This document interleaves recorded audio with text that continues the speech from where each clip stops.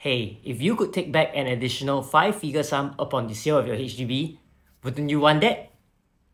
Well, before you consider DIYing your home sale with HDB's new resale flat listing portal, here are some questions I want you to ask yourself. First, are you willing to communicate and handle all communications with the buyer yourself? This could potentially eat into your privacy and your personal time.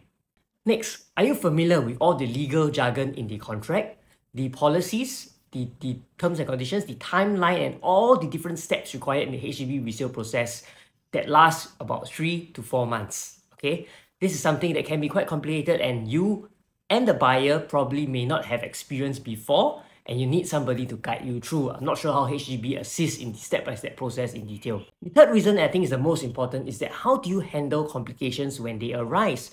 A HDB, when you're buying or selling, is going to be a few $100,000, even up to more than $1 million. It's a very expensive property, and mistakes can be very costly to rectify.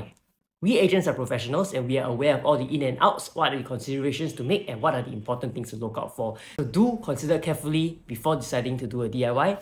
After all, home is not a laughing matter. It's cost a few $100,000 to more than $1 million these days. It's not selling a simple item on Carousell.